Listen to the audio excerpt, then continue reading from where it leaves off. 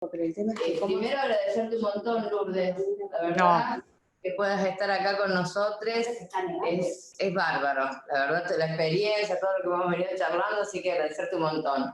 Después, pues gracias.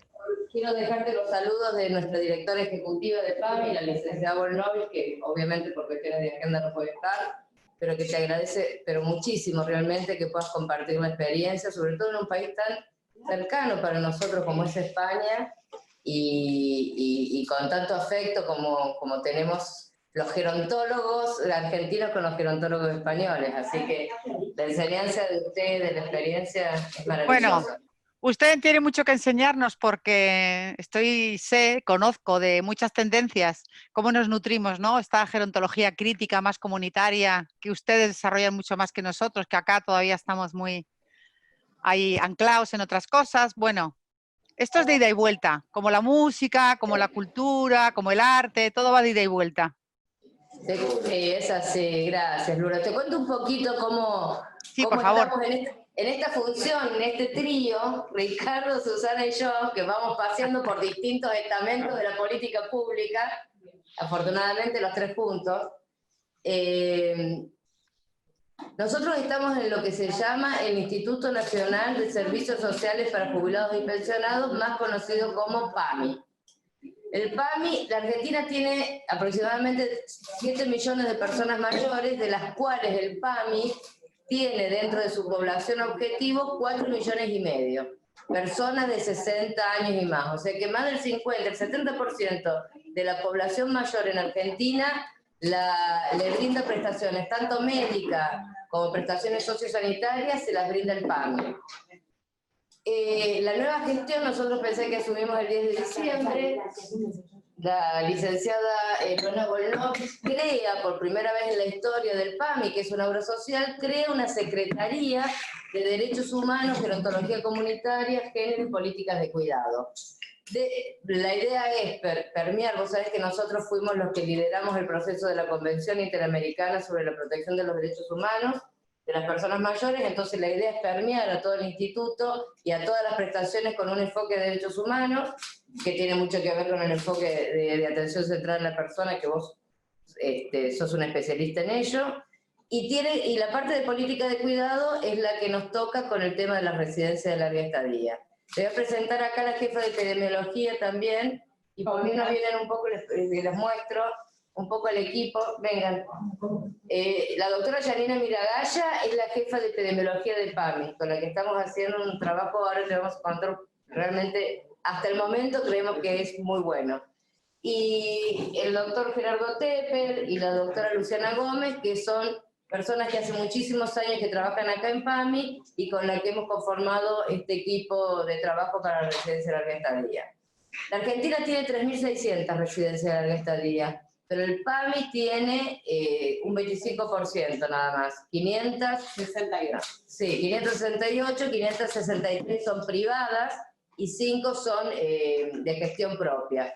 En esta residencia, en esta 568, nosotros hemos comenzado a hacer, después de haber hablado con Miguel Vázquez Vázquez, nuestro amigo en común, presidente de la Sociedad de Geriatría y Gerontología de allá de Galicia, hablamos los primeros días de marzo y él nos recomendó tener protocolos muy estrictos y la verdad que nos vino muy bien porque hemos podido, desde un inicio, desde la primera semana de marzo, nosotros aislamos a la gente en las residencias, sacamos a los casos sospechosos, no dejamos a ningún caso sospechoso adentro, y después ya el 13, el 15, no recuerdo bien, nuestro presidente hizo la cuarentena.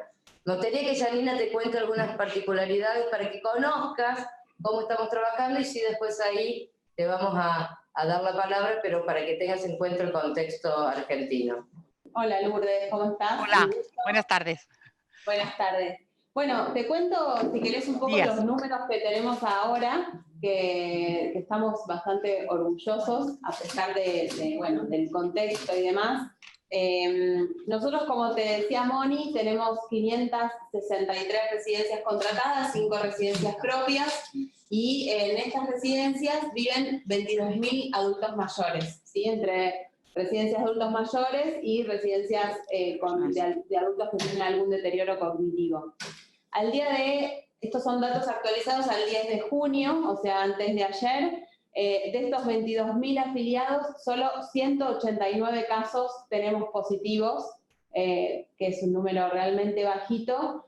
Son todos casos que corresponden a lo que es la Ciudad Autónoma de Buenos Aires, la provincia de Buenos Aires, Córdoba, Mendoza, Chaco y Entre Ríos, que son grandes, bueno, digamos, son lugares grandes, digamos, bastante urbanizados.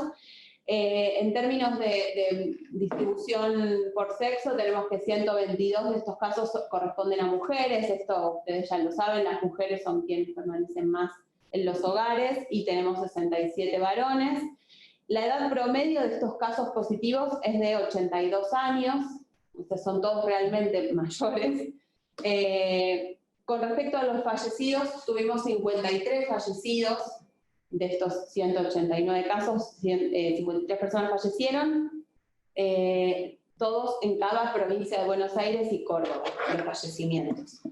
La edad promedio de los fallecidos fue de 83.5 años, con extremos que van desde los 68 a los 105 años. Al viernes 5 de junio, estos son datos actualizados hace una semana, porque ahí viene esta cuestión de contarte un poco. Nosotros, antes de que se declare la cuarentena, digamos, desde el lado del presidente por el decreto de necesidad de urgencia, nosotros ya habíamos restringido las visitas y los ingresos a las residencias, y creo que también, y empezamos a comunicar y a mantener un diálogo muy amplio con ellos. Entonces, los sensibilizamos, les transmitimos toda esta información. Entonces, ahí nosotros creemos que hay un dato muy importante, que es 120 de las 168 residencias, ¿sí? 120 notificaron 513 casos sospechosos, ¿sí? 120 residencias nos notificaron los casos sospechosos. En un total 513, pero solamente se confirmaron 185 en 24 residencias. Esto significa que ante el primer síntoma, ante la primera cuestión, ellos ya activan el protocolo, ponen en aislamiento a las personas, derivan al segundo nivel, y cuando están los resultados del hisopado, flexibilizan un poco o los mantienen aislados. Entonces hay un nivel de alarma y de presencia, digamos, tanto desde PAMI como desde las instituciones que se comprometen con esto, que yo creo que es el reflejo de los números que estamos teniendo. En total, de casos de COVID, total PAMI en la Argentina, nosotros más o menos estamos en algo de 12.000, 13.000 casos, no me acuerdo exacto ayer, el total país Argentina, más o menos entre 12 y 13.000, y nosotros tenemos actualizado al 7 de junio un total de 1.700 casos de adultos mayores y no todos, porque en PAMI también tiene algunas personas jóvenes, no es la mayoría, pero personas que tienen discapacidad y demás que tienen esta obra social, pero tenemos 1.700 casos positivos en la totalidad de PAMI y 332 fallecimientos de la totalidad de PAMI. Por lo tanto, bueno, si bien el número de fallecimientos es bastante elevado en comparación a lo que es el total país, más o menos poquito menos de la mitad de los fallecimientos de la Argentina corresponden a PAMI, tiene mucho que ver por las características de los pacientes que nosotros atendemos, que en su mayoría son todos adultos mayores. Así que bueno, la verdad que estamos cansados, pero a la vez muy gratificados de estas cifras. Lamentamos obviamente cada fallecimiento, cada caso, y nos lleva mucho trabajo, pero la verdad que valió la pena todo el esfuerzo. Una pregunta. Lourdes, te voy a presentar, porque vamos a arrancar. Esto era para que vos tuvieras un contexto, pero ahora vamos a arrancar formalmente. Una pregunta solo. Bueno, dile. Solo una pregunta. ¿El pico de contagio máximo ya lo pasaron ustedes? No, todavía no. ¿Para cuándo está previsto? Y yo creo que se aproxima, estamos testeando mucho más, o sea que también hay un poco más de casos porque hay como una necesidad de testear para evitar justamente todos los contagios, pero estamos ahí. La verdad es que no tenemos todavía un estimado, creemos que en las próximas semanas. Déjame que te presente y arrancás, porque Ya tenemos ya 230 participantes, se van sumando más, entonces a mí me gustaría presentar, bueno, aunque en realidad ya tenés un montón de saludos ahí en el chat, verás José Carlos Baura que manda saludos para todos, y si nos está escuchando, un beso grande José Carlos. Pero bueno, Lourdes tiene un currículum de 50 páginas, así que voy a leer algunos detalles nada más, pero la verdad que es una especialista, una experta, una referente a nivel mundial. Ella es doctora en Ciencia de Educación, diplomada en Gerontología Social, experta en Intervención Social, es vicepresidenta de Gerontología de la Sociedad Española de Geriatría y Gerontología de España, es vicepresidenta de la Sociedad de Geriatría y Gerontología de Cantabria, es miembro del Consejo Científico de la Universidad Permanente de Cantabria, es miembro de la Comisión de Demencias con el tema del Alzheimer y el inserso, es especialista en atención de personas en situación de dependencia, fragilidad y cronicidad, y especialista en envejecimiento activo, políticas gerontológicas y educación social, y podría estar todo el día leyendo el currículum de Lourdes, pero la verdad que con solo escucharte ahora, la gente va a saber de tu trayectoria, tu recorrido y tu expertise. Así que, nada, queremos escucharte, Lourdes, y mil gracias por todo. Y saludar a todas las personas que en este momento nos están escuchando y acompañando. Hay gente de Uruguay, de muchos países, de Latinoamérica, de Chile, te están escuchando, gente que te manda cariños y que te conoce. La verdad que es un gusto, es un placer, estoy encantada de poder ser de utilidad, de poder compartir reflexiones, dudas, aciertos y bueno, y que podamos compartir lo bueno y lo malo que vamos teniendo que sufrir en esta situación tan dura, tan cruel y tan compleja para todo el mundo, ¿no? Dispongo de 30 minutos, si mal no recuerdo, ¿puede ser? Por supuesto, ¿Vamos bien? exactamente. Bien, me voy a poner el cronómetro porque me gusta cumplir bien y no irme. Bueno, yo me planteé un poco que la presentación que yo podía hacerles venía a hacer un poco unas reflexiones sobre algunas cosas que con la experiencia un poco española, pero también un poco compartiendo con colegas en otros países europeos, hemos visto que hemos hecho bien, que han funcionado bien, que han sido positivas. El hecho de que nosotros hemos pasado un poquito antes por toda esta pandemia y nos haya pillado tan de sorpresa, más junto con algunas características que yo creo que no son propias, como la sensación de invulnerabilidad como sociedad, de esto no nos va a pasar a nosotros, esto le pasa a otros que viven lejos, etcétera, ¿no? No nos hizo tomar las medidas adecuadas y que luego las medidas que hemos tomado pues han estado carentes de algunas peculiaridades que yo creo que ustedes ya han ido solventando por lo que les conozco y lo que he leído que han hecho.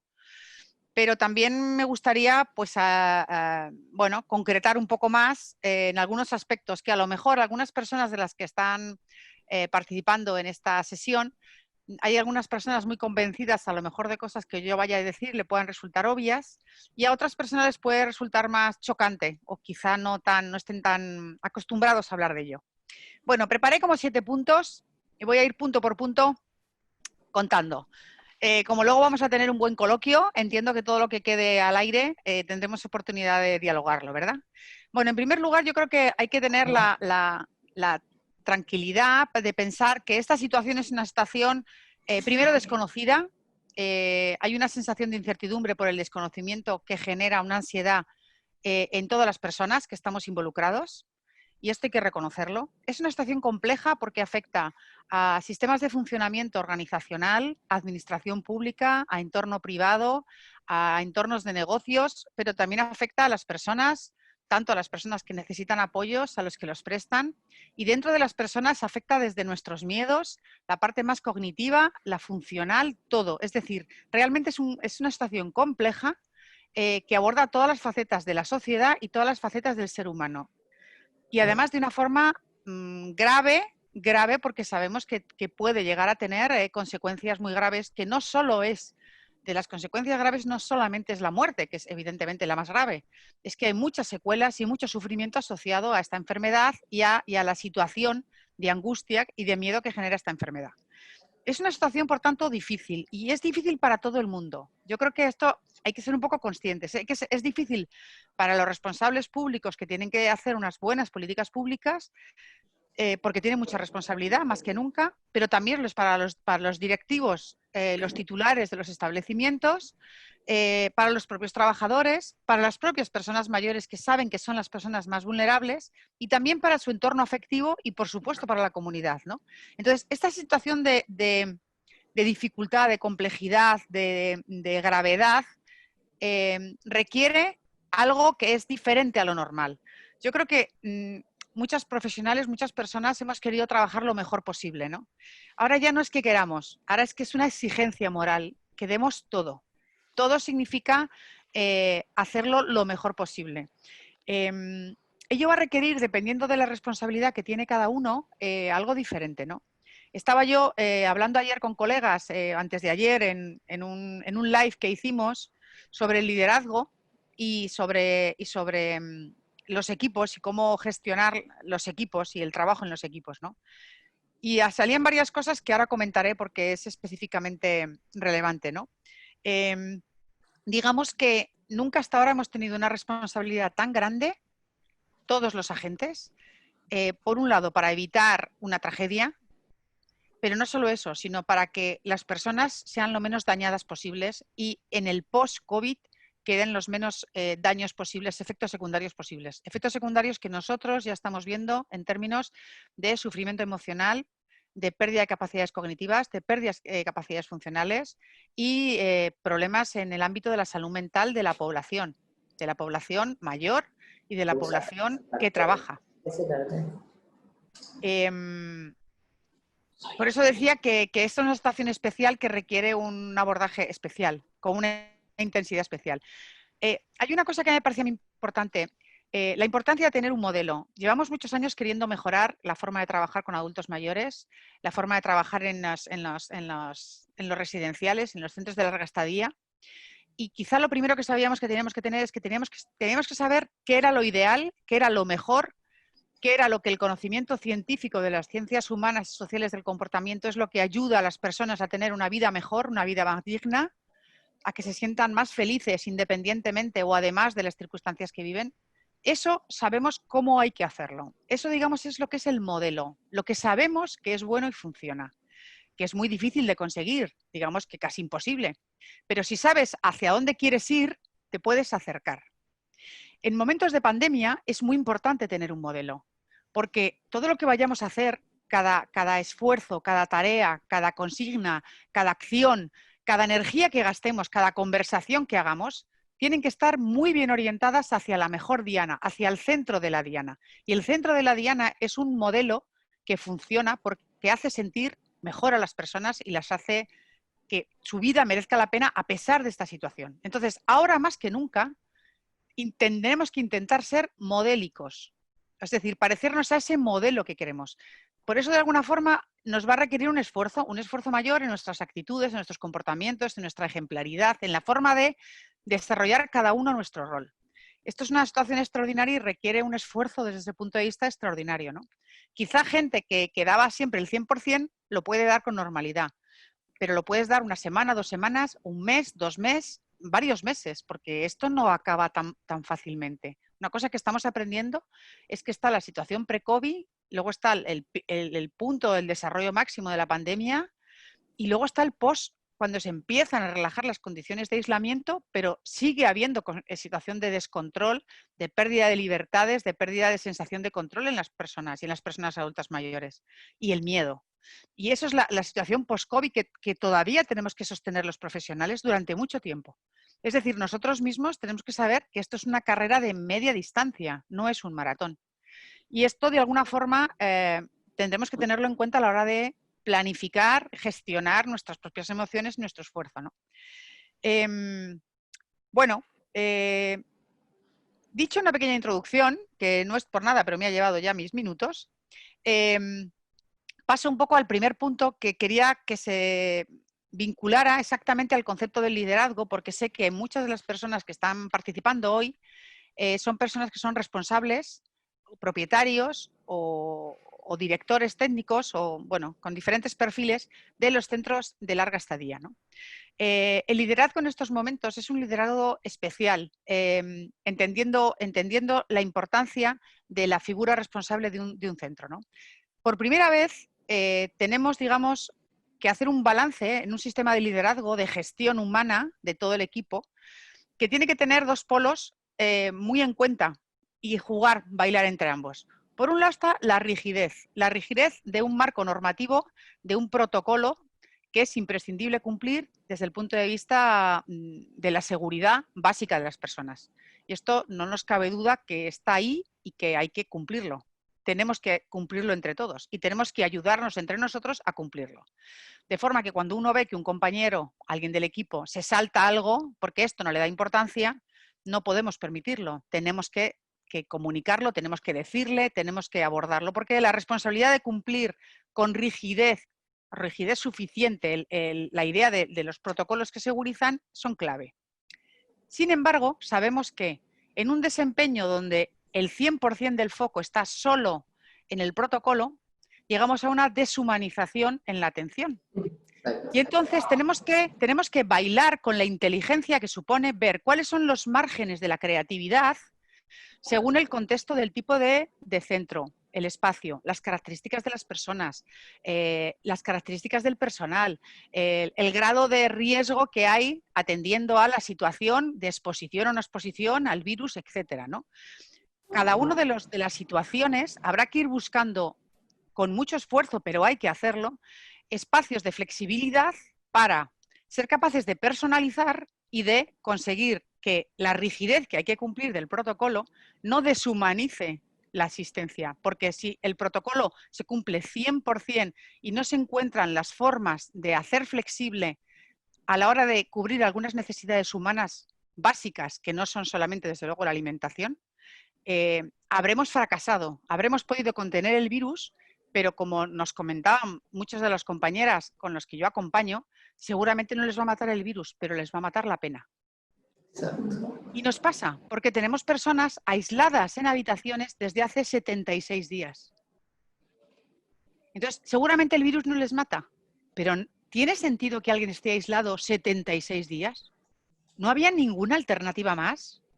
Puede que no la haya en alguna persona, en algún centro, en algún territorio donde la carga viral es enorme, no lo sé, seguramente, pero de forma mayoritaria, un gobierno, unos responsables públicos pueden decir como norma a sus responsables que no salga nadie hasta dentro de... No puede ser.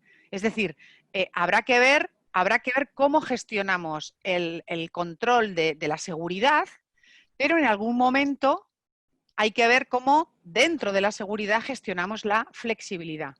Dentro de la seguridad. Y se puede hacer. ¿Qué hace falta? Creatividad. Esto va a requerir, para conseguir esta creatividad sin saltarnos la seguridad, va a requerir un tipo de liderazgo participativo.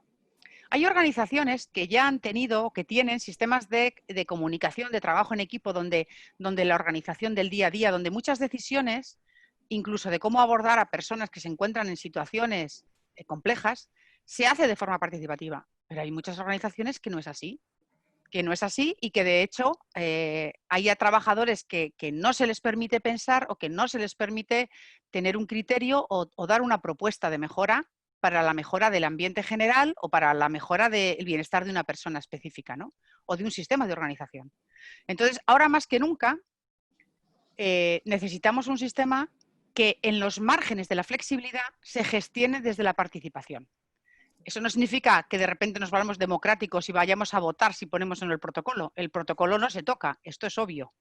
Lo que hay que ver es en qué márgenes de la gestión interna, dentro de la seguridad, podemos y debemos ser flexibles. Y para eso necesitamos la opinión de todo el mundo, de todo el personal, de todas las categorías, de todo el mundo que conoce a las personas y, por lo tanto, empoderar a estos compañeros, a estas compañeras de los cuidados con los que estamos todos los días trabajando, ¿no?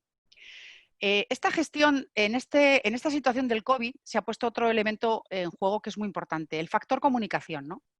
En situación normal hay equipos que se comunican y que hay muy buenos sistemas de comunicación, pero también hay instituciones que adolecen de sistemas de información y de comunicación en el sentido de a todos los elementos de la organización y a todos los trabajadores, ¿no? Bueno, en este momento en el que la situación es tan angustiante, es tan preocupante, es tan nueva, es tan compleja, la calidad y la transparencia de la información es un elemento esencial para generar seguridad en los trabajadores. Y esto lo tienen que saber los responsables. Y no todo el mundo sabe hacerlo. Por eso cada uno tiene que pensar cuál es su punto débil y cuál tiene que ir a mejorarlo, ¿no? Un tema imprescindible para generar seguridad, que es uno de los objetivos del liderazgo en esta situación de crisis, es la presencia. No se puede gestionar, liderar un equipo desde la ausencia o desde la distancia. Hay que estar. Porque sin esa presencia no se puede dar seguridad. Pues otra cosa es la presencia con la debida distancia que haya que tener, pero con presencia. Otro tema muy importante, no vamos a poder conseguir que el personal cuide a las personas de la forma que entendemos que merecen si nosotros no cuidamos a nuestro personal. Entonces, no puede ser que los responsables o los líderes de una organización no conozcan y se preocupen por la situación de los trabajadores, por cómo están viviéndolo, por los problemas que tienen en su casa, por si les está entrando o no insumos, víveres, si están preocupados por alguien. Quiero decir que independientemente de lo que podamos luego realmente resolver a nuestros trabajadores, pero las personas que queremos que cuiden se tienen que sentir cuidadas. Y desde luego esto nos aleja de lo que muchas veces responsables de recursos humanos entienden que es la gestión humana en los equipos, donde está mucho más despersonalizado y donde casi uno no debe ni vincularse a los trabajadores, ¿no? El tema de la coherencia es un tema importante, ¿no? No se puede decir que lo más importante para nosotros son las personas si luego las decisiones que tomas van en contra de eso, ¿no? Aquí lo hemos hecho muy bien. Aquí unos decían hablando porque nuestros mayores y luego todas las instrucciones y todo en lo que se ponía el foco no eran las personas. Entonces, aquí decimos que antes se coge a un mentiroso que a un cojo. Igual no es políticamente correcto, pero es cierto. En el sentido de que las actitudes y los valores hay que plasmarlos en comportamientos y en decisiones de la organización que sean coherentes. Y todo eso, si el responsable no es ejemplar, es decir, si el responsable no se para, no escucha, no pasea por las habitaciones, no ve cómo está la situación, no va al terreno a preguntar, a indagar, a tomarse el interés, a demostrar que nos importan los trabajadores y, por supuesto, las personas mayores, pues no va a funcionar, ¿no? Y esto es importante porque muchas veces rompe con una idea de la distancia, de la lejanía, del ego, del responsable, del propietario, que no sabe, no tiene la inteligencia emocional ni la inteligencia intelectual. Porque otro elemento que vamos a necesitar y que es muy importante es la humildad. Cuando un responsable no sepa algo, tiene que coger el teléfono y llamar a quien corresponda, a todas esas líneas de asesoría, tanto desde el punto de vista sanitario como psicosocial, de decir, no sé cómo resolver esto, pero tengo este problema. No me puedo quedar con ese problema pensando que no necesito saber, porque el ego es uno de los grandes factores que está complicando una gestión óptima, ¿no?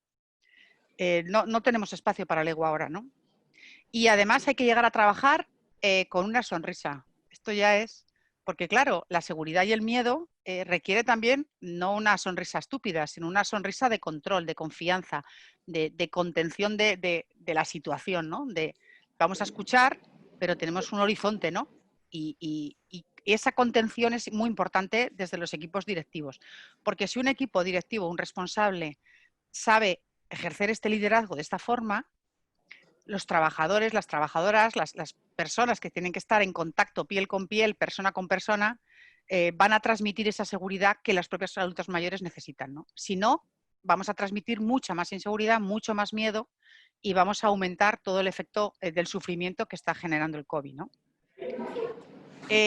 Por los profesionales, y paso al punto 4, por los profesionales que nos puedan estar participando, que no tienen cargos de responsabilidad, sino que trabajan en los equipos de larga estadía, en los centros, pues decir que evidentemente una de las condiciones, de las características del desempeño en esta época está siendo la flexibilidad que necesitamos de todos, ¿no? Hemos salido un poco todos de nuestra zona de confort, de lo que a lo mejor habitualmente hacíamos y de cómo lo hacíamos, para tener que hacer otras cosas de otra forma. Y hay algunos perfiles que claramente, ¿no? Hay equipos, personas graduados o licenciados universitarios que hacían ciertas actividades de dinamización física, de programa de estimulación cognitiva, de ciertas cosas que tienen que adaptarse completamente y en muchos casos hacerlo individualmente, cambiarlo de contexto, cambiarlo de horario y priorizar a una atención más individualizada, más de compañía, más de presencia en las personas a lo mejor que tienen que estar más aisladas, dependiendo de la situación o del entorno, ¿no? De alguna forma, esta es una oportunidad para conectar con lo que es esencial. ¿Qué es esencial de un profesional del cuidado? Pues que la persona se convierte en la herramienta, en el medio para que la otra persona se sienta persona, ¿no? Lo importante no es lo que conoces como profesional técnico, no es la técnica de movilización, ni la técnica de la estimulación, ni la técnica de la logopedia, no, eso es una herramienta muy valiosa, es un instrumento. ¿Qué es lo importante? Que la otra persona se sienta un ser reconocido, valioso, y que además pueda mejorar su relación con el mundo, su control con el mundo, su vivencia de sí mismo, que le valga la pena la vida. Para eso tengo que saber. Pero en un momento dado, igual todo lo que sabía hacer habitualmente, pues lo tengo que postergar para hacer otras cosas. Me decía un trabajador que lo más interesante que estaba haciendo desde la pandemia era que todos los días pedía, le preguntaba a todos los residentes que tenían capacidad de manifestarlo y a los que no, se los preguntaba quién lo conocía, qué chuches, no sé si entendemos lo mismo por chuches, qué chuches eran las que, qué golosinas, qué galletas, qué papas fritas, qué le gusta tener. Y ese trabajador social todos los días se va al supermercado con varias bolsitas que llevan nombres y va metiendo en cada una de las bolsas, esto es para Manolo, esta es para Jacinta, esta es para tal. Y compra. Y todos los días dedica un ratito y va comprando. Cada día va comprando a un grupo y así, cada varios días, le lleva la sorpresa. Y me decía, nunca pensé que después de 20 años de trabajo como trabajador social, lo más importante era ir al supermercado a comprar una bolsita de chuches para cada una de las personas que viven aquí. Pero he visto sus caras y además es que no le compro cualquier cosa, le compro lo que a ella persona le gusta y ella lo sabe y sabe que he ido a por ella. Y si esa persona se siente valiosa, se siente reconocida, se siente cuidada, dice, no hay nada mejor en mi trabajo. Esto nos viene a decir que a veces hay formas del desempeño profesional que ahora, priorizando qué es lo importante, la creatividad tiene que hacernos sacar, bueno, pues lo que pueda ser, ¿no? Es decir, que si el equipo consigue que la persona no se sienta un número, no se sienta que no vale, sino que se sienta que importa, que se preocupan los demás por él y que hacemos todo lo que podemos, entonces estaremos haciendo bien el trabajo. Y si no lo hacemos, lo haremos mal. Y eso va a implicar reuniones de equipo, que a pesar de la pandemia tiene que haber reuniones de equipo, tiene que haber revisión de la situación de las personas que se encuentran en una situación de mayor vulnerabilidad, con cambios en su comportamiento, con cambios en su estado anímico, con problemas en la ingesta porque de repente no comen. Nos está pasando, personas que se deprimen, personas que se abandonan, por supuesto personas con deterioro cognitivo que piensan que sus hijos los han abandonado y por eso no van a verles, porque no pueden comprender por qué no van, no lo entienden, creen que se han enfadado con ellos o cualquier idea de atribución que ellos ponen y entonces estar detrás de cada una de esas personas, identificando qué les puede suceder y buscando qué propuesta de solución, de alternativa le podemos ir dando a cada una, es parte del equipo y ahora necesitamos reunirnos, ¿no? Quizás si la observación era una competencia profesional imprescindible y ser proactivo cuando observamos algún cambio en alguna persona, porque las conocemos, ahora es radicalmente esencial, ¿no? El punto quinto, quería hablar sobre las propias personas mayores, ¿no? Es muy importante cómo se concibe a la otra persona para a partir de ahí posicionarte tú qué papel juegas con él, ¿no? Con ella, ¿no? Entonces, quizá intentando pensar qué es lo que a las personas en general nos da y a las personas mayores también, pero esto es común a todos, qué elementos nos proporcionan más confort, seguridad, sensación de bienestar, tenemos puntos muy sencillos y lo estamos haciendo, pero creo que es importante que tengamos conciencia. Uno, la información. Ninguna persona puede controlar la situación, puede sentirse bien en su entorno si no tiene la información suficiente para poder gestionarla, digamos, para poder utilizarla. Entonces, la información hay que ser muy, muy cuidadoso, interesado y dedicar mucho tiempo a proporcionar a cada persona en la capacidad y de la forma que pueda la información que necesite. Si alguien tiene una persona con un deterioro cognitivo tan que no va a entender una información determinada, evidentemente haremos una adaptación. Y habrá personas a las que tendremos que decir muy poco. Pero no podemos obviar que la información es básica para otro gran derecho de la persona, que es la capacidad de control y la capacidad de decisión. Las personas en situación de pandemia tenemos ciertas libertades limitadas, obviamente, por el bien de nosotros mismos y de los demás, por la salud pública. No tenemos ninguna duda. Pero eso no significa que no le preguntemos a la persona, después de informarle, por ejemplo, qué está sucediendo en el exterior o qué está sucediendo dentro del propio residencial o en el pueblo o en el entorno donde esté, por supuesto, sin mentir, decirle cómo podemos ayudarle, qué necesita, qué le gustaría, es decir, dentro de la limitación que ya tiene impuesta la persona, ¿qué puede? ¿Qué le interesa? ¿Qué podemos? ¿Qué necesitas? ¿Qué puedo traerte? ¿Qué te vendría mejor? Es decir, dejemos la capacidad de decisión que sea permitida por la situación y la persona, pero optimizarla, porque es imprescindible para la vivencia de control y, por lo tanto, de estima propia, ¿no? El tema de las emociones es muy importante. En esta pandemia el tema emocional está disparado, ¿no? Los profesionales tienen unos vaivenes emocionales enormes que pasan del miedo, el terror, la relajación, la angustia, la emoción en positivo o en negativo, y las propias personas mayores también. Está generalizado, estamos todos, ¿no? Estamos todos durmiendo peor, estamos en un punto de estrés donde el tema emocional está con dificultad de regulación. Y necesitamos generar espacios para que las personas puedan expresar sus emociones. Por supuesto, los trabajadores, con el tema de un liderazgo que cuida, pero también escuchar a las emociones de las personas mayores y validarlas. Entendemos y entender que se sientan preocupadas, que se sientan... Y dar informaciones. Hablaba el otro día con mi tía, 92 años, y ella todavía no sabe cuántas personas han fallecido en su residencia porque nadie se lo ha dicho. Porque cada vez que ella pregunta algo, le dicen, Josefina, no estoy autorizada a darle esa información. Ella pregunta, ¿qué ha sido de mi amigo, de mi vecino, el compañero con el que pintaba, que hace mucho que no le veo cuando voy al comedor? Como salimos poco, nos reparten a partes para no estar juntos. ¿Le ha pasado algo? Josefina, no le puedo decir. Es una información confidencial. ¿Dónde está el derecho a la información, a regularse, a poder, si la persona está enferma o si ha fallecido, ser capaz de hacer un duelo? ¿Dónde está la posibilidad de que pueda hablar de sus emociones?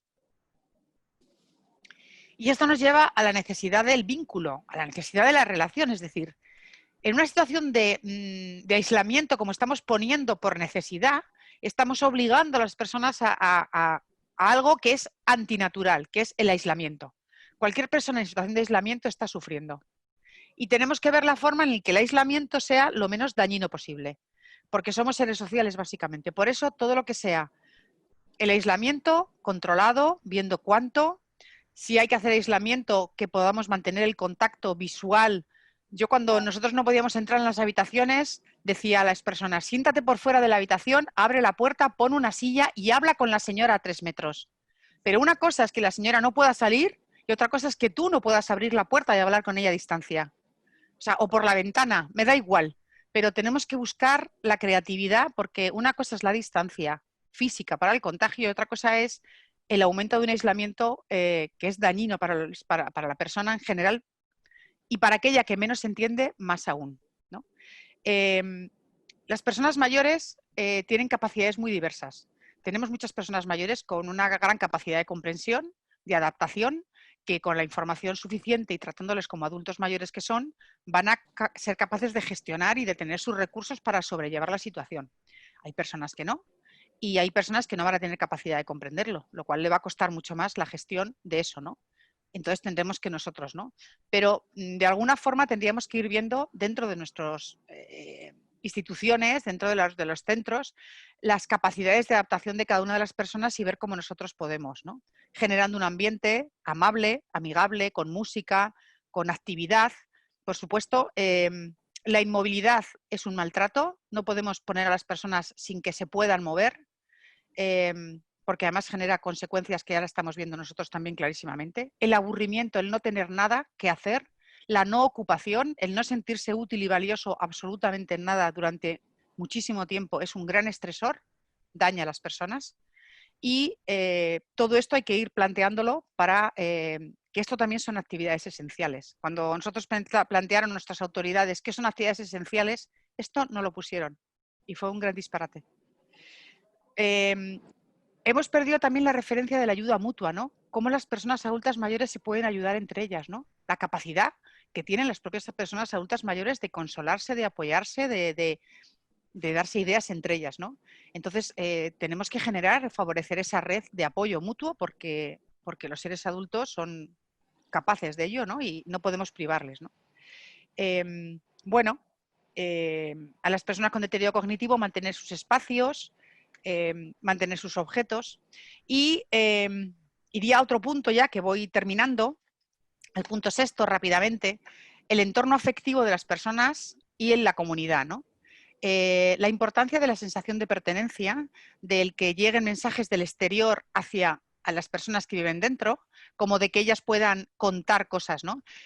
Yo estoy pensando en muy buenas prácticas. En un centro que tengo la suerte de acompañar, hacen todas las semanas un programa de radio con testimonios de las personas, lo radian, se lo mandan luego los familiares les mandan los mensajes, montan otro programa que a su vez lo retransmiten dentro del y es una ida y vuelta ya no solamente de carteles, cartas, por supuesto la comunicación con las tablets o con lo que sea, no, es que hemos recurrido a la radio, que es tan de toda la vida y tan interesante, ¿no?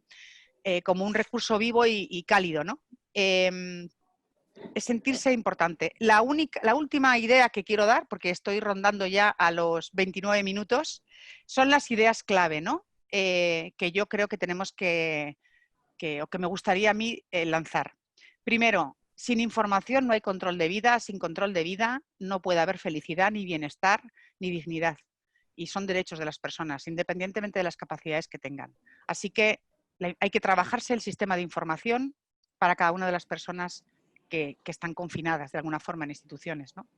Hay que favorecer al máximo la sensación de control de las personas. Eso implica, por supuesto, las rutinas, por supuesto, la información, anticipar los cambios siempre que sea posible, incluso consultarle cuando tenga que haber cambios y haya márgenes en la toma de decisiones, porque sin sensación de control no hay vida digna.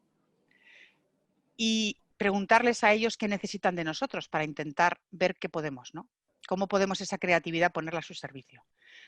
Todo eso no se puede hacer sin mantener las relaciones y los vínculos afectivos y sinceros entre el personal, entre las personas adultas mayores y con el personal.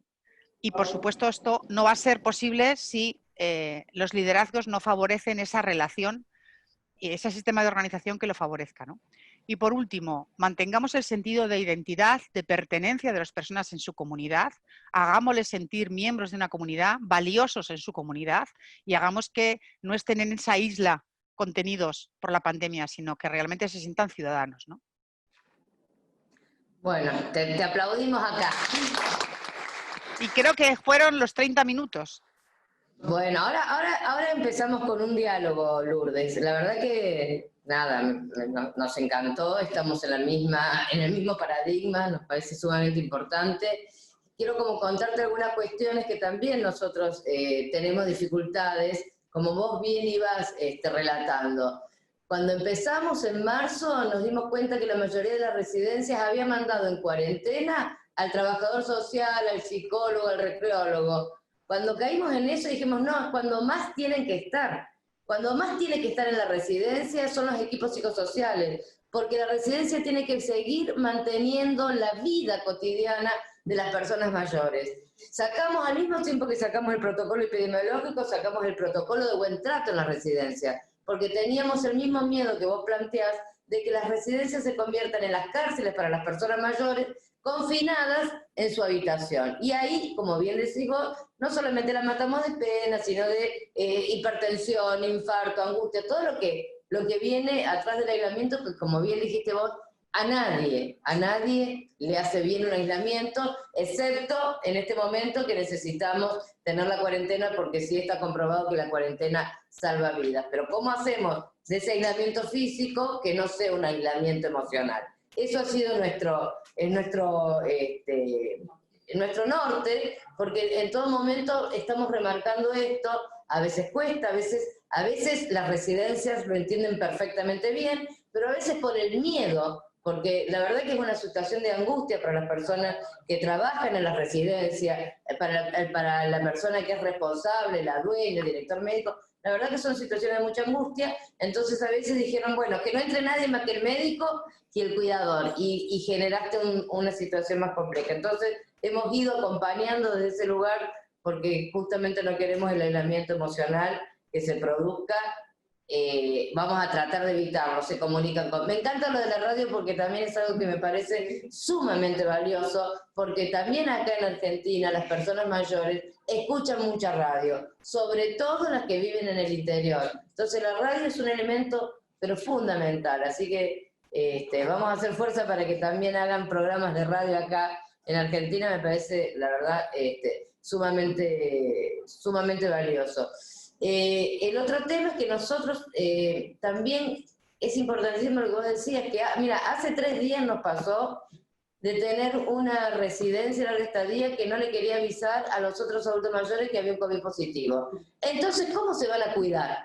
¿Cómo se cuida el resto si no entiende por qué hay que cuidarse? Si vos no le decís, miren, acá don Pedro es COVID positivo, fue al hospital, pero todos nosotros tenemos que entrar en un aislamiento mayor, digo, le quitas no solamente la posibilidad de la autonomía como personas, o sea, toda la posibilidad de decidir cómo quiere cuidarse también y cómo hay que cuidar a otro.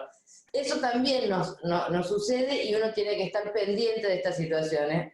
Tenemos un equipo de crisis, que eso la verdad que nos ayuda muchísimo. Hay un equipo comandado por un psicólogo y está un equipo psicosocial de crisis que es a quien nosotros apelamos para comunicar, sobre todo los familiares. Hace 3 meses que los familiares no se ven con las personas mayores. Entonces, están muy angustiados los familiares. Por lo tanto, hicimos en este programa de residencias cuidadas, además del enfoque epidemiológico, el enfoque médico, del enfoque psicosocial, hay un enfoque de trabajo con los familiares que es muy importante. Y después la capacitación, ahora vamos a leer algunas preguntas, pero tanto Ricardo como Susana, armar una capacitación virtual para las residencias, de la cual obviamente hay que seguir apuntalándola porque era muy importante, porque nadie sabe nada y estamos todos aprendiendo. Y lo que vos dijiste del ego me encanta, porque no es cierto que alguien sepa.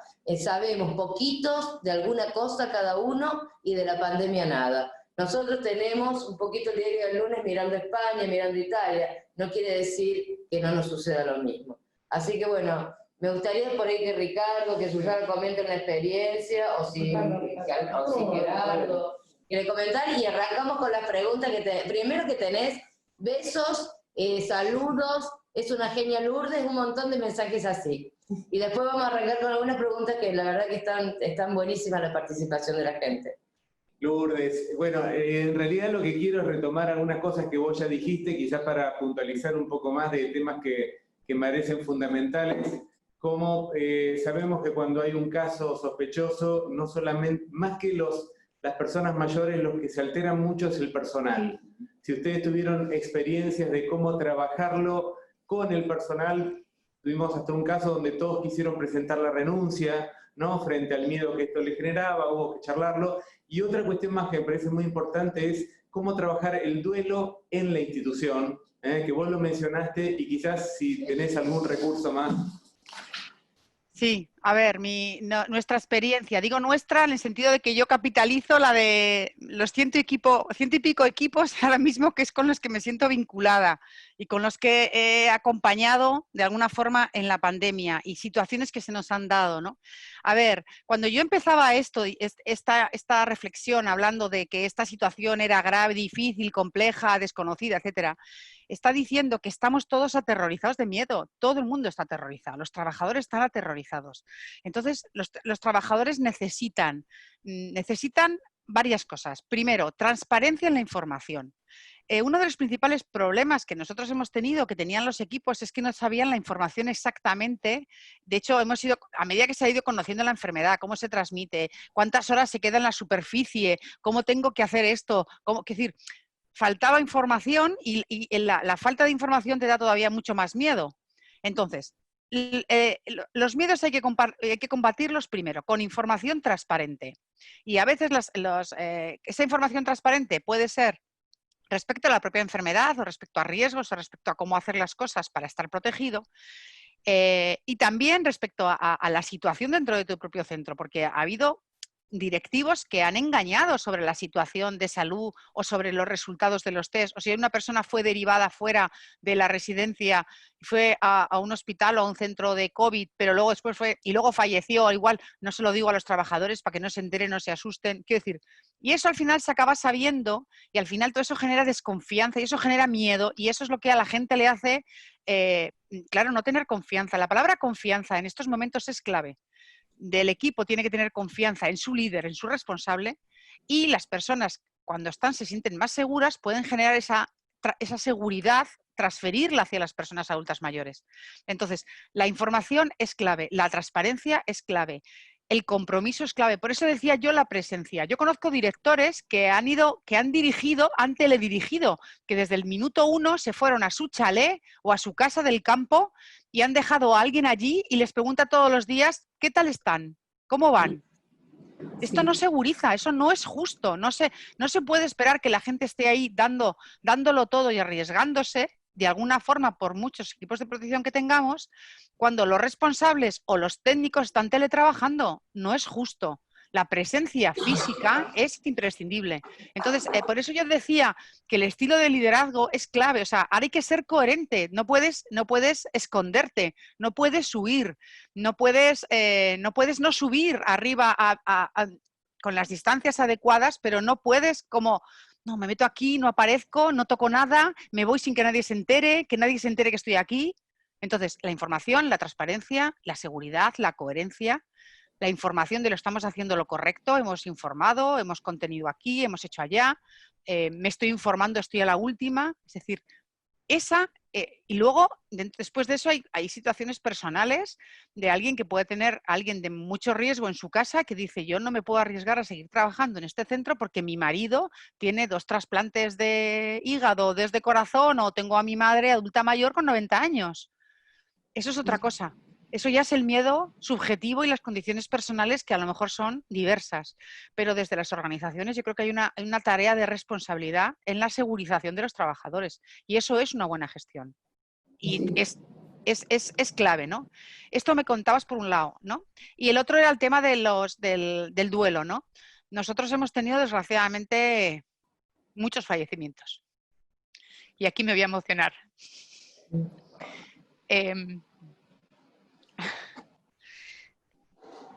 Ha habido cosas muy interesantes.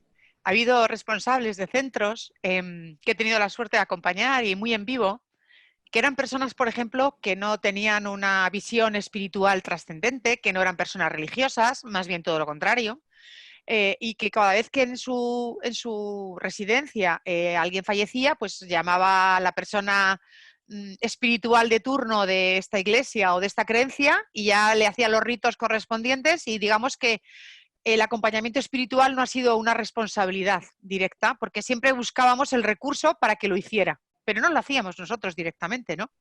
Tú no te quedabas con la persona sujetándole la mano hasta el final.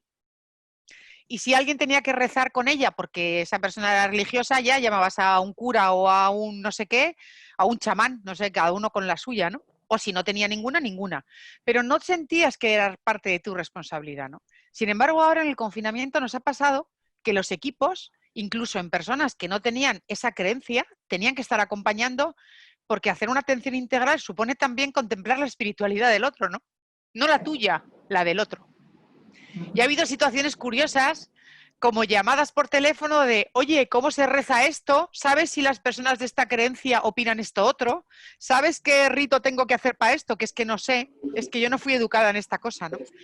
Y nos hemos un poco transferido información, conocimiento. Pues mira, conozco a un rabino súper majo que además por Instagram hace no sé qué cosas. Pues yo conozco un cura que es chachi y se pone por teléfono.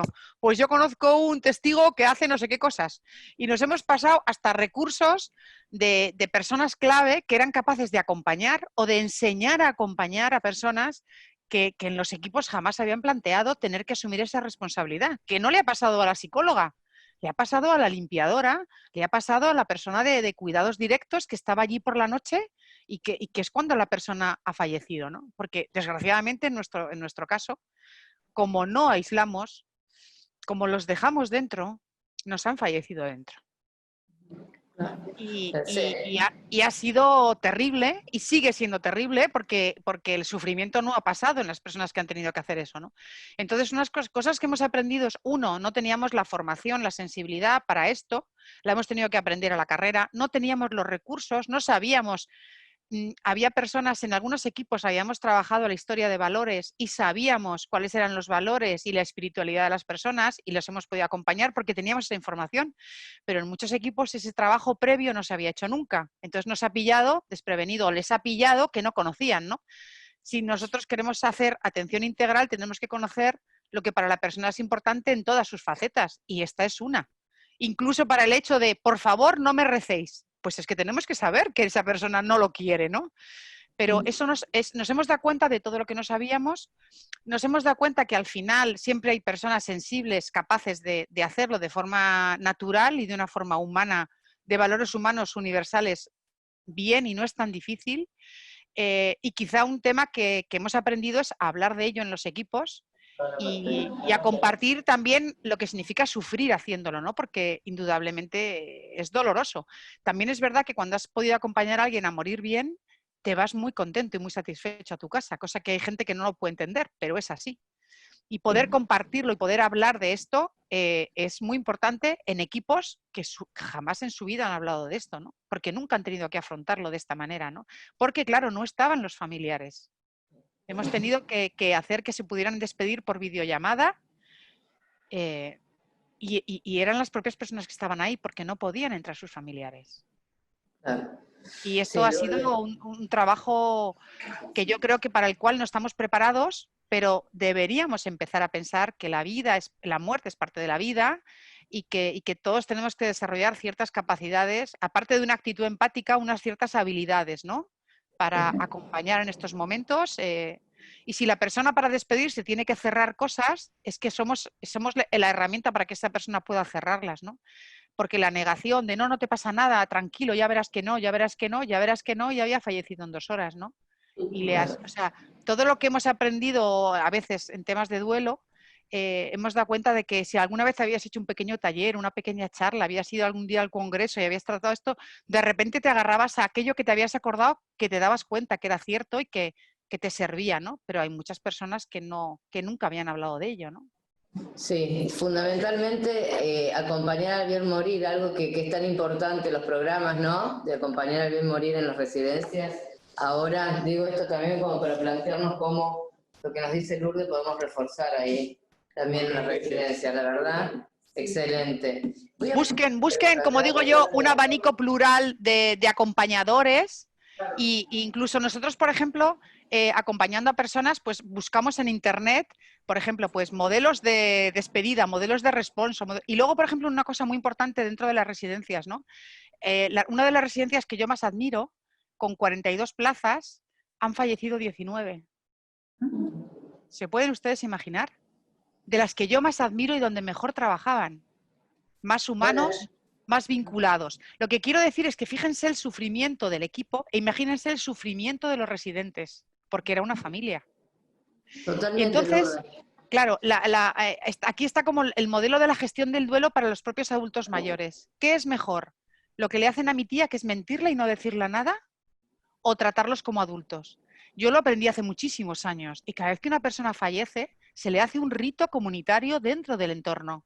Y se habla con las personas y se pone una vela y se le pone una foto y hablamos de esa persona y hacemos un cierre de un duelo adulto, cada uno con la creencia que tenga o con la que tuviera esa persona, pero hacemos un cierre como hacemos las personas en la sociedad en la que estamos insertos, independientemente de que vivamos en residencias. Pero nadie tiene derecho a quitarte este rol de adulto que significa, si eres una persona capaz y competente, poder hacer un duelo y despedirte y hacer un cierre con esa persona. Además, las personas adultas mayores tienen una capacidad extraordinaria para asumir, que muchas veces nosotros se la quitamos, pero ellos las tienen.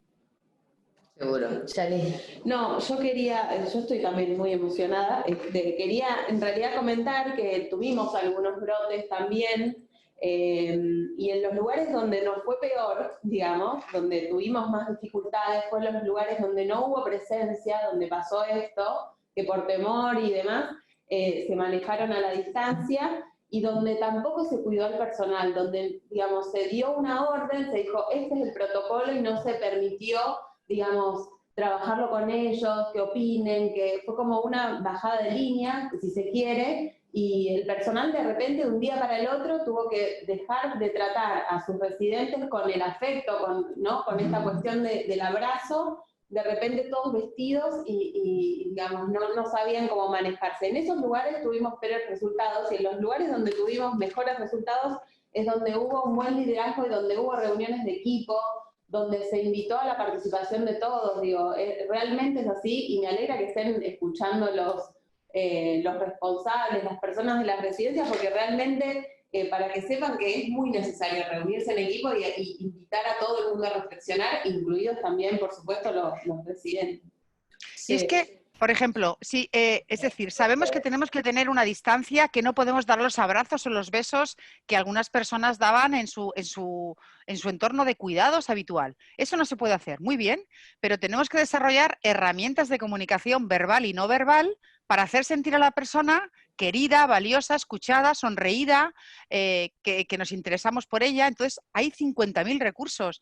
Yo estoy pensando, una educadora social que tiene que tomar todos los días las temperaturas a los residentes y mirar las glucemias y hacer cosas de tareas sanitarias que no ha hecho nunca, pero cada vez que se acerca a una persona le canta la canción que a esa persona le gusta.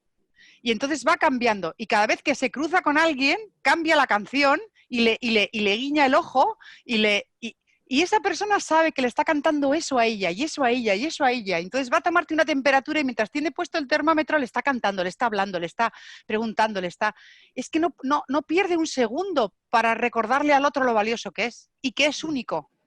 Y lo hace en una tarea, en otra tarea, da lo mismo la tarea que hagas. Y no los puede tocar, no los puede abrazar, no puede hacer las actividades, ¿no? Pero los puede hablar, los puede cantar, les puede decir las bromas. Y, por ejemplo, cuando son personas con deterioro cognitivo, el otro día hablando y viendo una fisioterapeuta cómo estaba haciendo la reanudación de la marcha de unas personas que habían estado aisladas, pero ya por fin hemos podido que salgan de la habitación y hacerle movilizaciones, pero mientras está ayudándole a recuperar la marcha, está haciendo unos ejercicios de estimulación basal, que está cantando con él, que está hablándole, que le está soltando sonrisas, y tú ves a la persona con deterioro cognitivo en un intervalo de 15 segundos, cómo está completamente desorientado, perdido, y cómo la identifica ella, empieza a sonreír y ya empieza a tener unos ejercicios de propiocepción, a vivir su cuerpo, a empezar a moverse, a coordinarse, a sonreír. Y es el trabajo de la fisioterapeuta, que no está trabajando solo la marcha, está trabajando la marcha y todo lo demás de la persona. Entonces, ese es el profesional que necesitamos, ese que mientras hace la tarea de lo suyo, de lo que le corresponda, como si es asear la habitación, es lo mismo, porque aprovecha el momento para contactar con la persona y para que la persona se sienta un ser único, ¿no? Conectando con ella de la forma y con el lenguaje que pueda, aunque no sea físico. Y eso es la creatividad. Sí, Lourdes, voy a aprovechar a hacerte alguna pregunta de las personas que están acá escuchándote. Mira, una pregunta me parece sumamente interesante, es cómo se tiene en cuenta el nivel de sobrecarga de los cuidadores, porque con toda esta tarea de desconocimiento, de aprender algo diferente, de tener miedo, de tener que hacer una tarea que no estaba acostumbrado, la verdad es que sí hay un nivel de sobrecarga. Lo tienen en cuenta, tenés alguna recomendación, no podemos hacer nada, le tengo que decir sigan así, cuidadoras y cuidadores y todos. Yo creo que la clave, a ver, ahora mismo que yo sepa no hemos medido ninguna sobrecarga, porque estamos tan sobrecargados que no podemos dedicarnos a mirarnos cómo estamos, cuánto de sobrecargados estamos nosotros. No damos para eso. Eso igual cuando se nos pase, pero ahora mismo estamos en un nivel de estrés y de agobio. Ahora mismo hay profesionales que llevan 3 meses sin dormir, de la pura tensión, del puro miedo. Sobre todo las personas con más responsabilidad o que se sienten más responsables. Esto es una realidad. Entonces, no tenemos mediciones. Por eso sabemos que que va a haber impacto en la salud mental de los trabajadores del sector, lo sabemos. Yo hay muchas personas con las que hablo, muchas y algunas muy importantes y muy admiradas para mí, del mundo de vista profesional, que han sufrido tanto que ya me han dicho, cuando esto termine, yo voy a dejar el sector, porque esto que he sufrido no puedo, o sea, ha podido conmigo. Y esto me lo ha dicho no una persona. Quiero decir que el nivel de sufrimiento, el estrés, ya no la sobrecarga, sino el sufrimiento real, esto está ahí. Igual que también está sucediendo en el entorno sanitario, no nos decimos, es decir, en el entorno sanitario la gente que está trabajando en hospitales no tiene el vínculo afectivo como tiene el personal de los cuidados por la vinculación que tiene, pero indudablemente está en un estrés también, ¿qué tal? Es decir, y lo mismo los que están en otros establecimientos y hacen traslados, o sea, hay muchas personas que están en situación de riesgo y están con miedo. Pero la única forma que yo veo de paliar esta situación de sobrecarga, de esfuerzo, de sacrificio, de estrés, es el liderazgo, la relación humana, la escucha activa, el equipo que cuida al equipo. Les recomendaré que a partir de mañana podrán ver un documental que tendré colgado, disponible, de un conjunto de testimonios de profesionales que hablan solamente de esto, del equipo, del liderazgo, de cómo tienen que ser, cómo realmente cuando las horas, el trabajo es agotador, las horas son largas, todo eso, la carga objetiva no la puedes eliminar. ¿Qué es lo que nos ayuda a llevarlo? Uno, saber que lo estamos haciendo bien, que estamos cuidando a personas, que estamos haciéndolo de forma integral y respetuosa, que estamos haciendo lo que creemos que éticamente es bueno. Nos sentimos reconocidos por nuestros compañeros, nos sentimos reconocidos por nuestros responsables, nos sentimos reconocidos por la comunidad. Y las propias personas que son capaces de manifestárnoslo también lo reconocen. Algunas no podrán por sus características, pero otras sí. Esto que es la motivación intrínseca, esto es lo que hay que reforzar, porque lo otro no podemos minimizar la carga objetiva del esfuerzo, del horario, de la cantidad de personas que hay la cantidad de veces que hay que desnudarte, higienizarte. Eso no podemos, ¿no? Pero, ¿qué podemos? Cuidarnos como equipo. Por eso me parece tan clave el tema del liderazgo y del funcionamiento del equipo. Perfecto, Lourdes. Otra pregunta que también es algo que nos está preocupando a nosotros. Hace 3 meses que no ven a los familiares, porque el protocolo es estricto, no puede ni entrar ni salir nadie ajeno al recurso humano del personal. Nosotros acá en Argentina tenemos zonas realmente donde está en alza la cantidad de casos, pero hay otras provincias que no tienen casos, que son zonas blancas, que están sin casos. Entonces, ahí obviamente nos están planteando de poder flexibilizar y que pueden entrar los familiares. Nosotros estamos pensando en un protocolo de visitas cuidadas, pensando en tener un vidrio, o sea, que no sea el contacto físico, sino a través de un vidrio con distancia para que se puedan ver. Pero bueno, nada, no sé cómo lo están manejando ustedes en España, la verdad que nos vendría muy bien algún consejo. Mira, el problema de las normas, el problema de las administraciones públicas es que hacen las normas para todo el mundo. Y luego hay situaciones que no tienen ningún sentido. Uno de los problemas que hemos tenido en España es que muchas de las medidas que se han tomado estaban hechas por personas que no conocen lo que es un residencial, que no saben, un epidemiólogo o un experto de geriatría desde un hospital que... Nuestra epidemióloga es muy buena, ¿eh? No, pero es verdad que hay magníficos expertos que no han pisado en su vida un centro residencial. Entonces, es que, y no conocen, por ejemplo, a las personas con deterioro cognitivo, personas que deambulan, personas que no pueden entender que la única forma de cerrarlas es sacar las contenciones mecánicas y físicas que ya hemos quitado hace 5 años, o de hacerle una contención farmacológica y dejar a esa persona drogada sin saber qué va a pasar cuando dejemos de doparla, porque ese es otro problema. Entonces, claro, cuando las normas, tiene un sentido que hay una norma y un protocolo, pero luego hay que ver hasta qué punto la norma está generando una situación de seguridad que compensa el sacrificio, o llega un momento que por el mínimo riesgo que hay no tiene sentido.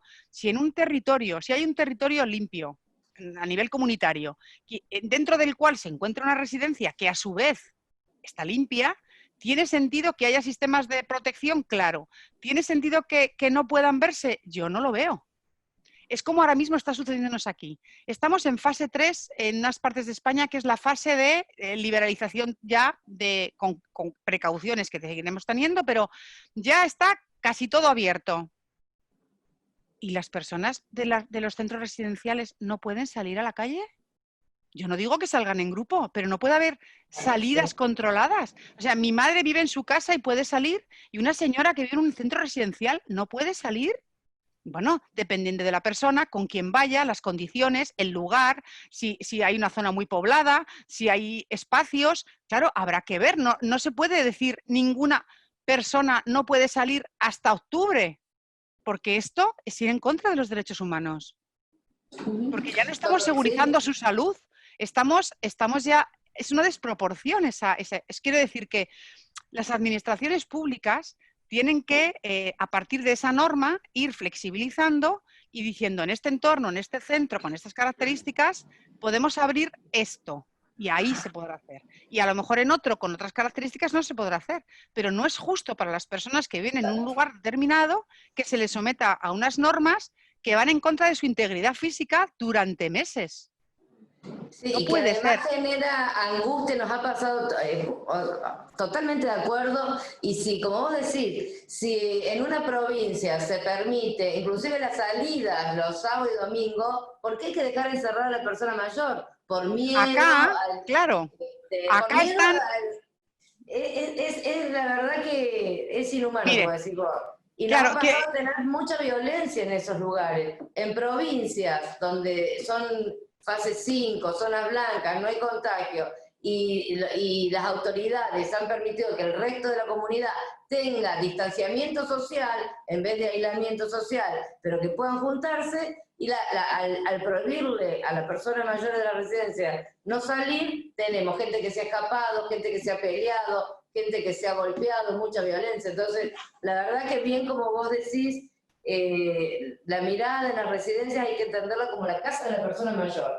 Hay que olvidarse de la palabra geriátrico, hay que olvidarse de estos modelos de encierro. Son lugares de puertas abiertas donde viven las personas, y tenés que asimilarlo lo que pasa, con cuidado por supuesto, pero asimilar lo que pasa en la sociedad. Podemos ir un poquito más despacio, podemos ir un poquito más prudentes, tendremos que hacer sistemas de acompañamiento, sistemas de información muy claros a los familiares, a las personas allegadas, a las personas que hagan los acompañamientos en las salidas para segurizar. Tendremos que trabajar mucho más. Es que, claro, todo lleva más trabajo. El problema está que todas estas excepciones que hagamos van a suponer mucho más trabajo por parte de la administración, que tiene que pensar, que flexibilizar y que asumir de alguna forma el riesgo, porque sin riesgo no hay vida. Y luego los equipos y los familiares, el mundo afectivo, todo el mundo tiene que trabajar más. Es más fácil cerrarlo. Pero es que pero estamos en una sociedad de derechos. El día 15 celebramos el abuso y el maltrato. Y esto, o sea, tenerlas confinadas por una segurización extrema, que lo único que pretende a veces algunos responsables es curarse las espaldas a base de un sufrimiento que llega a un momento que no se justifica por la salud pública, porque ya no hay un riesgo de salud pública, con un control, con una distancia, con un cristal, con un lo que sea, ¿no? Sí, no, que en nuestro protocolo nosotros ayer introdujimos esta nueva premisa donde dice que en los lugares donde están en estas zonas más flexibles, que queda sujeto al criterio que tenga la jurisdicción. Digamos, esto, si sale un adulto mayor a ser mandados, puede haber un intercambio y un ingreso en esas residencias. Y en los lugares donde todavía no se puede, porque estamos en una fase crítica todavía, bueno, ahí estamos pensando en esto de este vidrio y demás, porque se hace necesario la cercanía y el contacto.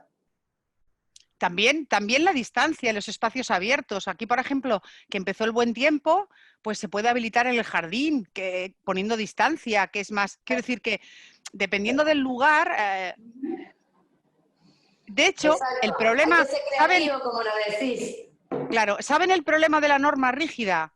Que al final, cuando los profesionales son buenos y responsables, se saltan la norma. Claro. Si la norma es injusta, si la norma es exagerada, si la norma ya genera un daño que no entendemos en relación al beneficio que está dando, las personas, por su cuenta, se saltan las normas. Y esto no es lo deseable. Lo deseable es que haya una norma adaptada a la circunstancia, adaptable a la circunstancia, ¿no? Son los últimos 10. Tenemos últimos 10 minutos. No sé si alguno quiere hacer algún comentario, alguna pregunta especial, así aprovechamos. Sí, no, digo, todo esto nos ha puesto en tensión y una de las grandes preguntas es cómo va a seguir el lugar de los mayores a posteriori de la pandemia, ¿no? Porque la verdad que esto fue como volver atrás en décadas de todo lo que veníamos consiguiendo a nivel de libertades, de derechos. ¿Cómo lo ves vos? Pues lo veo muy preocupante, porque si bien nosotros, por ejemplo, desde la Sociedad Española de Geriatría o desde muchas asociaciones de profesionales y fundaciones, estamos diciendo una cosa. Nosotros, por ejemplo, aquí en España, lo que ha fallado, no han fallado las residencias, ha fallado los servicios de salud que no han dado la solución a un problema de salud. Las residencias son lugares de vivir. A las residencias no se les puede pedir, si no se les dota de material de protección, no se les puede pedir que una situación epidemiológica con una carga viral, con tanta transmisibilidad, fueran capaces de contenerla, porque es pedir un imposible a un equipamiento que no tiene ni los profesionales, ni los medios, ni el conocimiento, ni nada. Entonces, cuando en un espacio de vida como es un centro residencial, que lo único que tiene son cuidados pequeños, cotidianos del día a día, pero no una situación de una emergencia social y sanitaria como es esta pandemia, cuando se le pide un equipamiento social que dé una respuesta sanitaria, le estás pidiendo algo que no puede ser. La respuesta la tenía que dar salud. Salud tanto primaria como la especializada, como la hospitalaria, cuando fuera. Salud tenía que haber sido capaz de liderar, como están haciendo ustedes, sacar a las personas que puedan ser sospechosas de padecer la enfermedad o después ya si están testadas que sean tales. Por supuesto, haber aislado a los trabajadores sospechosos, haber puesto a todos los trabajadores del sector nuestro como prioritarios, como lo era salud, para no ser transmisores de la enfermedad. Es decir, había que haber tomado una serie de decisiones salud pública, comunitaria, hospitalización, cualquiera, pero no las residencias. De forma que ahora lo que quieren vivir como un fracaso de las residencias porque las personas han fallecido, se quiere achacar como si hubiera que sanitarizar las residencias. Claro. Y no puede ser. O sea, nadie quiere vivir 5, 10, 15 años en un hospital de segundo, de cuarta ni de primer nivel. No, tenemos que vivir en un entorno que sea lo más parecido a un hogar y a una casa, donde tú puedas controlar tu vida, aunque tengas limitaciones o aunque tengas alguna dependencia. Otra cosa es que tenemos que hacer un sistema de salud que en una situación de estas sea capaz de responder y sea capaz de generar los circuitos de derivación, de apoyo, de formación, de personal, de especialización, de material, como para encontrar el acomodo y sacar a las personas, tratarlas donde corresponda, etcétera, ¿no? Pero nosotros vamos a seguir, porque desde luego la solución no es convertir en las residencias en hospitales por si esto vuelve a pasar. No tiene ningún sentido y nos vamos a dejar algunos la piel, las ganas, la vida en que no podemos retroceder. No podemos retroceder. Bajo ningún punto de vista, y digo, o sea, la pelea la vamos a tener que dar muchos, todos los que nos están escuchando, porque digo, lo que le pasa a Lourdes seguramente puede llegar a pasarnos en nuestros países, y nada, yo creo que el miedo y la ignorancia son los principales enemigos de los derechos humanos de las personas mayores, porque lo que vos decís es volver a un modelo médico de hace 100 años atrás, entonces retrocedemos un siglo, por miedo y por ignorancia. Y además, Mónica, además es falso, porque fíjese, cuando viene una situación de estas, y como nos ha pasado a nosotros, donde ha estado limitada el acceso a ciertos tratamientos a las personas mayores, no porque colapsaran los servicios, sino para que no colapsaran por si acaso, que esto sí que tiene cara al día 15 para plantearlo. No es que estuviera en algunos territorios colapsado el sistema y por lo tanto había que priorizar. No, es que por si acaso colapsan, no dejamos que las personas adultos mayores lleguen. Por mucho que tú sanitarices una residencia, si necesitan oxígeno, ¿vas a tener oxígeno? No. ¿Vas a poder hacer tratamientos intravenosos en residencias? No. O sea, no tenemos, o sea, es imposible que 400.000 personas en situación de dependencia que viven en España vivan en un equipamiento sanitario. Eso es costosísimo y además es inútil y además es malo. Es no malo corresponde. además. Esto lo hay que decir, porque a lo mejor tenés plata para hacerlo. No lo No, queremos hacer, porque es otro pero modelo, tampoco lo es tenemos. otra Es que cosa. es absurdo. Si una vez necesitas el oxígeno, ¿y qué vas a hacer? ¿Hacer una instalación de oxígeno en todos los centros donde viven personas en situación de dependencia? No tiene sentido. El día que lo vas a usar se te caducó, no funciona, ya saben cómo es esto. Y además no corresponde, porque No corresponde. el modelo es el modelo social y no el modelo médico. Generaría, o sea, sería el principio de maleficencia, sería estar haciendo un mal sabiendo a expensas que estamos haciendo un mal. No puede ser. Iríamos en contra del principio de autonomía moral, decisoria, el principio de justicia, porque son recursos que no necesitan, sería inadecuado que los tuvieran. Hay que trabajar desde otra forma, ¿no? Con la mirada que teníamos y seguir profundizando en ella. Y viendo los errores que hemos cometido en la coordinación de los recursos. ¿Qué es donde ha estado el error? La coordinación y la priorización de los recursos. Nosotros acá, gracias a la mala experiencia que ustedes tuvieron en España, pudimos tener tiempo para poner muchas camas.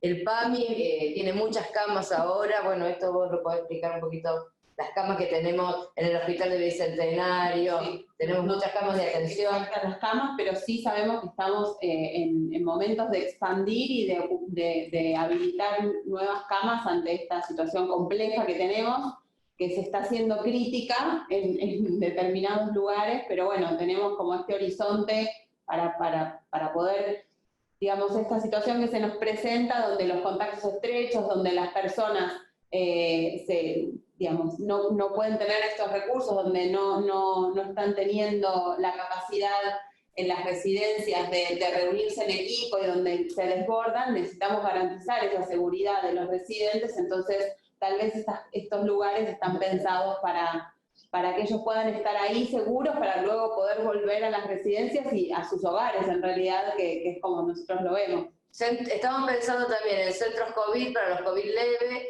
y en unidades de aislamiento transitorio para sacar a los contactos estrechos de la residencia para que no te haga un brote y poderlos tener en aislamiento. Bueno, un conjunto de estrategias nos estamos dando porque pudimos tener la cuarentena rápidamente y tuvimos tiempo estos 3 meses de poder instalar estos recursos. Así que bueno, nada, sabemos que igual la curva es ascendente, sabemos que es una pandemia, que la pandemia se equipara a las guerras. Estamos en una guerra y vamos a tener realmente esas desgracias, pero bueno, yo ahí, Mónica, tendría cuidado con la palabra guerra, porque nosotros acá han utilizado mucho el lenguaje bélico y el lenguaje bélico esconde una perversión ética muy importante y es un poco que para ganar al enemigo vale cualquier cosa y no vale cualquier cosa. Y es un poco lo que ha sucedido. Acá hemos sacrificado a las personas adultas mayores más frágiles para vencer al virus. Aislamos a las personas más de lo que haga falta, incluso sin asumir que llega un momento que hay que flexibilizar y que hay que encontrar otras formas de hacerlo, porque así lo paramos mejor, aunque otras personas puedan tener libertades.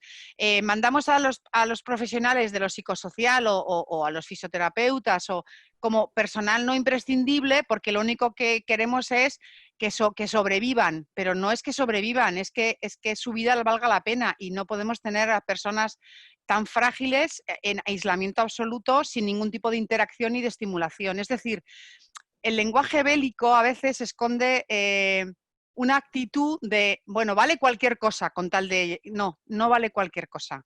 Vale en el sentido, lo bélico vale por todos juntos, el enemigo es uno y vamos a unirnos como una piña. Perfecto, pero no vale todo. Y cuidado porque algunos acá están utilizando eso, de este lenguaje que nos esconde las realidades de no atender las necesidades individuales de las personas, ¿no? A mí me sabe mal porque hay un montón de comentarios en el chat que estoy viendo, que yo veo que pasan y a mí no me da tiempo casi ni a leerlo y me da mucha lástima no haber podido responder a las personas que están preguntándonos cosas por el chat. Me queda como lástima. No, vamos a volver a hacer otro Zoom contigo. Esto queda grabado, lo vamos a poner en la página, seguramente te lo estaremos mandando, iremos viendo las preguntas, te las podemos mandar, algunas podemos contestarlas nosotros, pero bueno, la verdad que que es un momento de reflexión maravilloso. Ricardo quiere decir algo y ya tenemos que estar terminando. Sí, primero que la gente básicamente te agradece muchísimo y te dice excelente, gracias, genia, de todo te han puesto. Pero básicamente creo que, como decíamos recién, en medio de este lenguaje bélico, creo que especialmente Europa, y es algo que nosotros no quisimos repetir, se debe un debate bioético acerca de lo que cree acerca de los mayores, porque la verdad es que han salido tantas expresiones espantosas en relación a qué vida vale más, hasta qué punto gastar un respirador, una cama, todas estas cuestiones se han dicho, y creo que esto merece que en este 15 de junio, podamos repensar estas cuestiones, porque puso en tela de juicio qué le pasa a la sociedad con los mayores. Exactamente. Ha salido nuestro edadismo más absoluto, más rancio, más discriminante, más injusto. Es así. Lourdes, tenemos que ir cerrando antes que se nos corte, pero bueno, maravilloso. Nos quedamos todos emocionados acá de escucharte. La verdad que con muchas reflexiones que nos han venido maravillosamente bien, como para inclusive poder seguir repensando nuestras prácticas y decirte que bueno, que esto recién empieza por Zoom. Primero que me gustaría tenerte acá, a todos nosotros nos gustaría tenerte de nuevo acá, o si no irnos mañana seguro que no tengo ningún problema en llegar. Bueno, y después de nuevo nosotros a Santander, así tan maravilloso que es. Y sí, no, la verdad que empezamos un camino de diálogo por Zoom, que esto es algo que hemos aprendido todos, así que te estaremos seguramente en algún otro momento molestándote para poder volverlo a hacer. Estaré encantada. Muchísimo a toda la gente que pregunta, que agradece, que hace sus reflexiones, porque de esta, nadie sabe nada, como vos dijiste vos, creo que es una construcción colectiva del conocimiento para poder salir entre todos, así que no sé si Su quiere decir algo. Solo la mención del 15 de junio y que va a haber otros Zoom el 16, nada, es seguir repensando esto. Y este 15 de junio, justamente, más que nunca pensar en el tema del abuso y el maltrato hacia la vejez y comprometernos entre todos a combatirlo. Así que, bueno, muchísimas gracias, Lourdes. Gracias a ustedes, como siempre. Mucha suerte y mucha salud. Gracias. A ti también. Hasta luego. Chao. Adiós.